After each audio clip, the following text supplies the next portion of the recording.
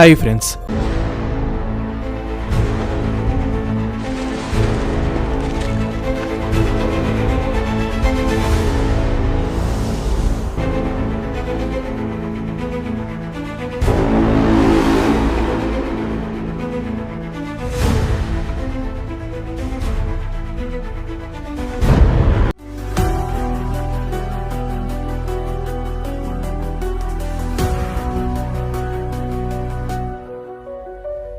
நாம் அனைவரும் இயேசு கிறிஸ்துவின் இரண்டாம் வருகையை பற்றி கேட்டிருக்கிறோம். சிலர் அவர் அமைதியாக மென்மையான ஒரு மேகத்தில் அன்பான இரட்சகராக வருவார் என்று எண்ணுகிறார்கள். ஆனால் வேதமோ நமக்கு முற்றிலும் மாறுபட்ட காரியத்தை சொல்லுகிறது.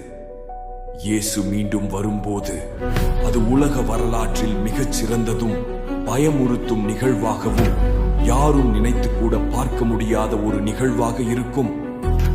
வெளிப்படுத்தின விசேஷம் 19ஆம் அதிகாரத்தில் காணப்படும் இயேசுவின் வருகை எப்படி இருக்க போகிறது தெரியுமா?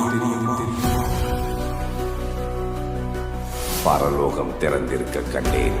இதோ ஒரு வெள்ளை குதிரை காணப்பட்டது. அதன் மேல் ஏறியிருந்தவர் உண்மையும் சத்தியமும் உள்ளவர் எண்ணப்பட்டவர். அவர் நீதியாய் நியாயந்தீர்த்து யுத்தம் பண்ணுகிறார். அவருடைய கண்கள் அக்கினி ஜுவாலையை போல் இருந்தன. அவருடைய சிரசின் மேல் அநேக கிரீடங்கள் இருந்தன. அவருக்கே அன்றி வேறொருவருக்கும் தெரியாத ஒரு நாமமும் எழுதியிருந்தது. இரத்தத்தில் தோய்க்கப்பட்ட வஸ்திரத்தை தரித்திருந்தார். அவருடைய நாமம் தேவனுடைய வார்த்தை என்பதே. புறஜாதிகளை வெட்டும்படிக்கு அவருடைய வாயிலிருந்து கூர்மையான பட்டயம் புறப்படுகிறது.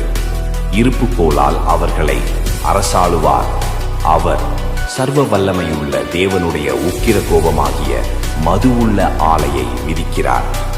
ராஜாதி ராஜா கர்த்தாதி கர்த்தா என்னும் நாமம் அவருடைய வஸ்திரத்தின் மேலும் அவருடைய தொடையின் மேலும் எழுதப்பட்டிருந்தது. பின்பு மிருகமும் பூமியின் ராஜாக்களும் அவர்களுடைய சேனைகளும் குதிரையின் மேல் ஏறியிருக்கிறவரோடும் அவருடைய சேனையோடும் யுத்தம் பண்ணும்படிக்கு கூடி வர கண்டேன். அப்பொழுது மிருகம் பிடிக்கப்பட்டது. இருவரும் கந்தகம் எரிகிற அக்கினி கடலிலே உயிரோடே தள்ளப்பட்டார்கள். மற்றவர்கள் குதிரையின் மேல் ஏறினவருடைய வாயிலிருந்து புறப்படுகிற பட்டயத்தால் கொல்லப்பட்டார்கள்.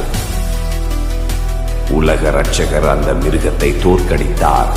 வெளிப்படுத்தல் 19 உள்ள நம் இயேசு கிறிஸ்து ஒரு சாந்த குணமுள்ள இரட்சகராக வரப்போவதில்லை. இப்போது அவர் வெற்றி பெற்றவராய் யுத்தத்தில் வல்லவராய் மகிமையின் ராஜாவாக வருகிறார்.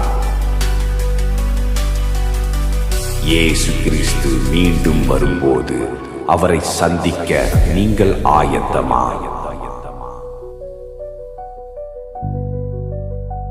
வீடியோ பிடிச்சிருந்தா லைக் பண்ணுங்க, ஷேர் பண்ணுங்க. மறக்காம நம்ம சேனலை சப்ஸ்கிரைப் பண்ணி அந்த நோட்டிஃபிகேஷன் பெல்லை ஆல்ல செட் பண்ணிக்கோங்க.